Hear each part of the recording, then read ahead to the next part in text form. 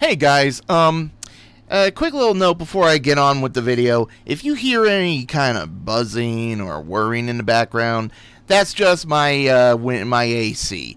It's hot, and Hoagie doesn't do well in heat, so yeah. If you don't like it, you're just gonna have to put up with it. Oh well, on with the introduction in the video.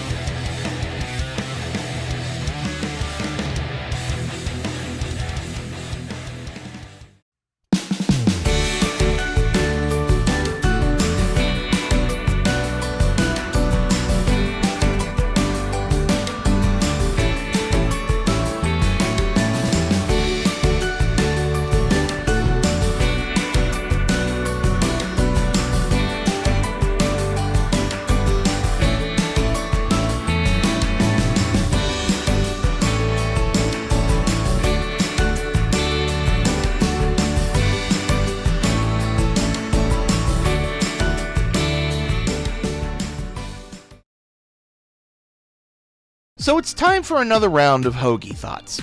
But this time, I'm not doing a game. I'm going to talk about anime, specifically Dragon Ball GT. Now, most people who know me know, or can outright see, I am a fan of Dragon Ball.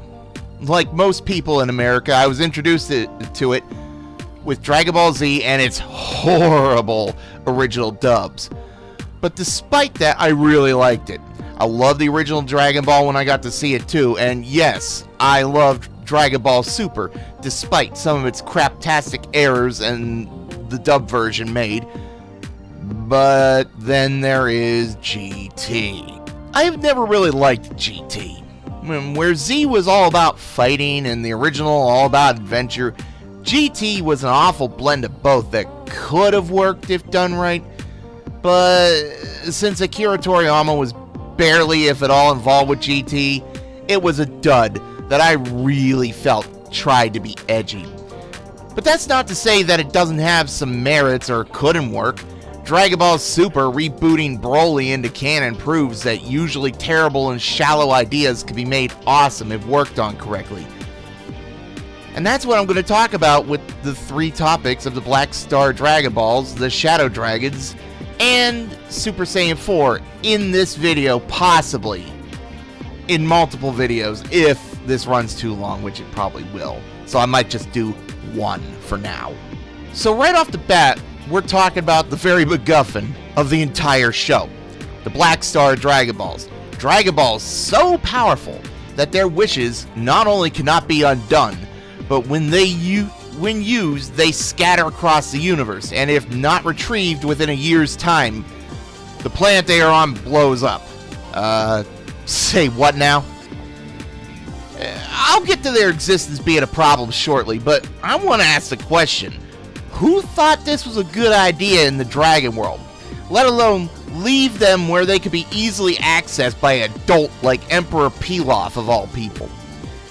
Why would they not be locked somewhere like the Room of Spirit and Time, where at least getting them would run the risk of being forever trapped in another dimension? You know, unless you're Super Boo or Super Saiyan 3 Gotenks, but still. Especially when the cost of their use is so dire.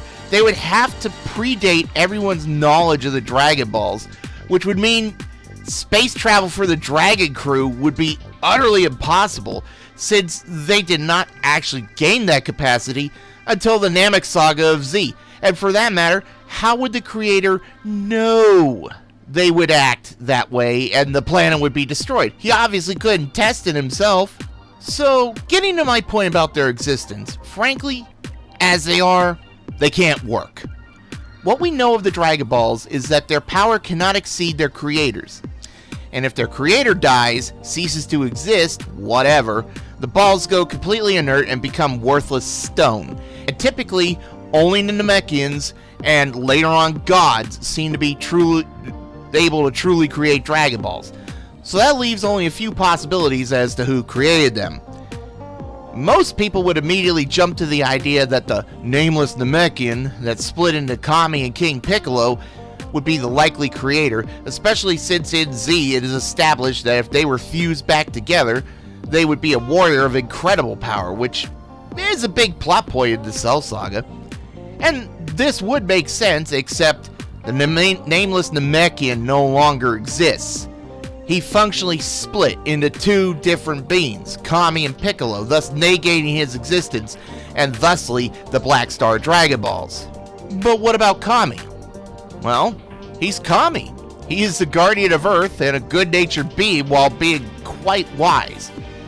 Even if he had the power on his own to bring back the Black Star Dragon Balls, why would he?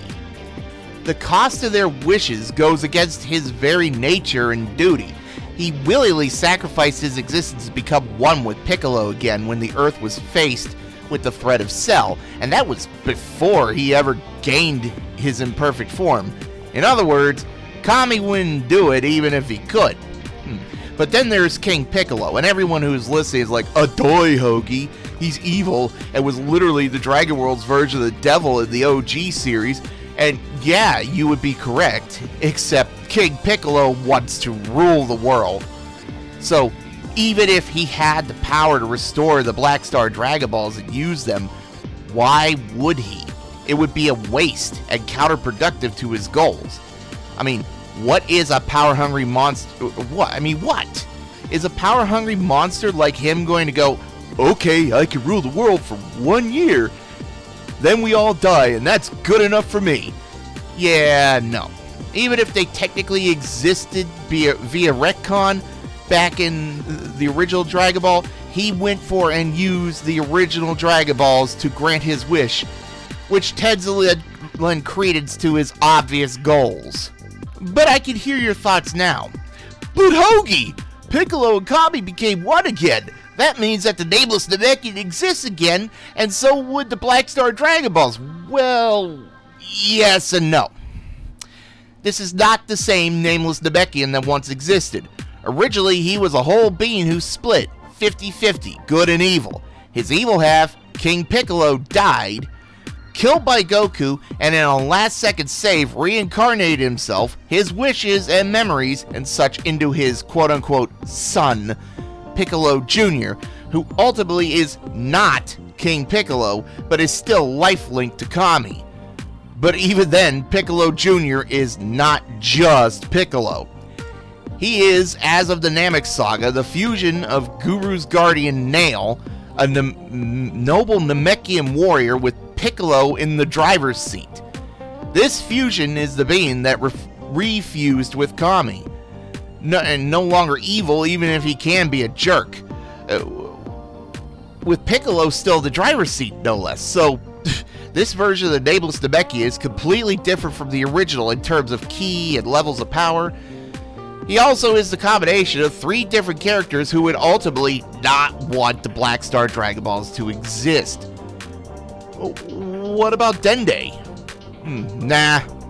Even if he had the power, which I doubt he would, why would he? He falls right into the same reasoning as Kami. So, at this point, we have pretty much established that the existence of the Black Star Dragon Balls, as they are, just wouldn't work.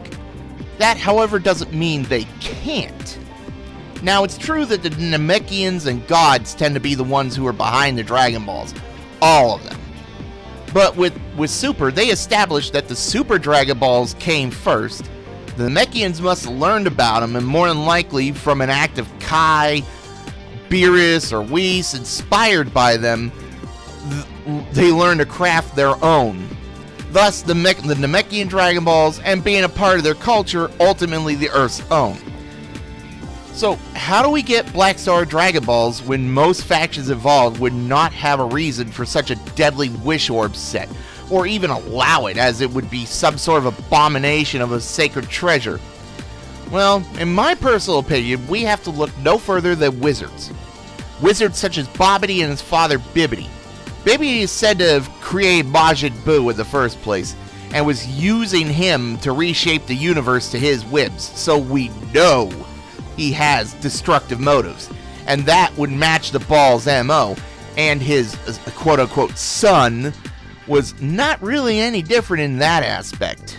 So I propose an evil wizard with an ego to match heard of the Dragonballs, studied them as best as he could, and tried to create his own with his evil magic.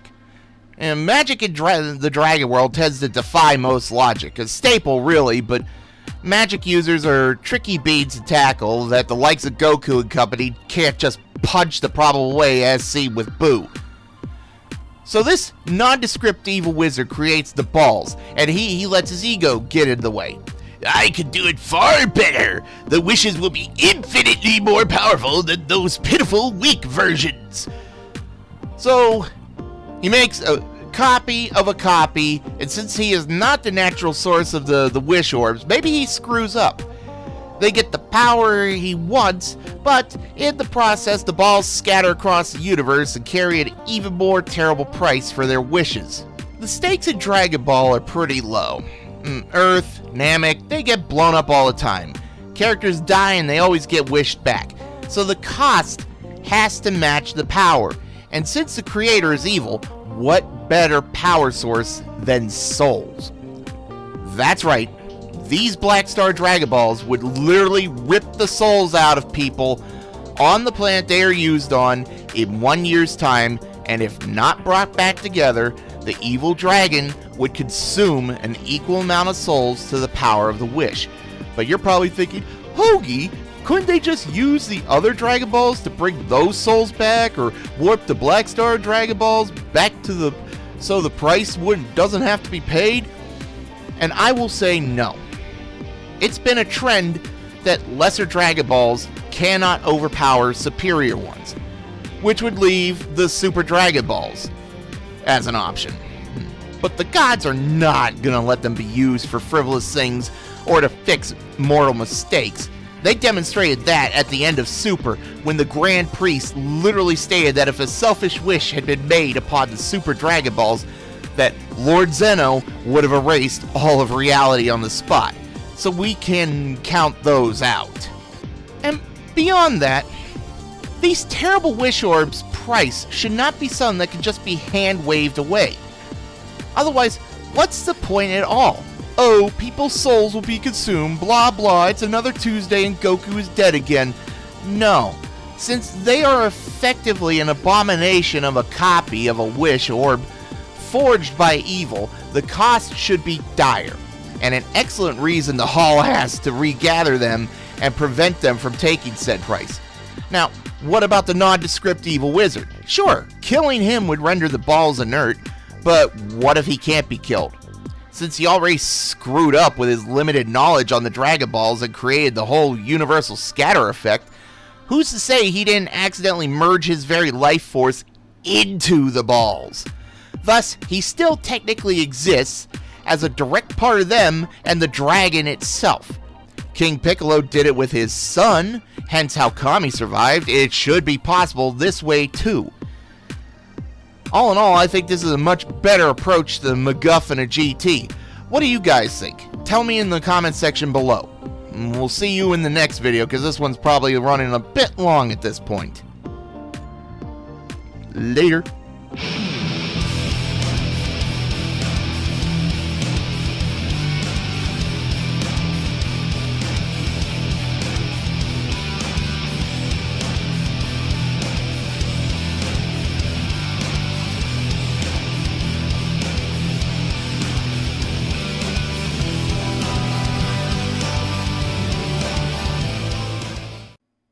Hey, thanks for supporting me on Patreon. You guys are awesome.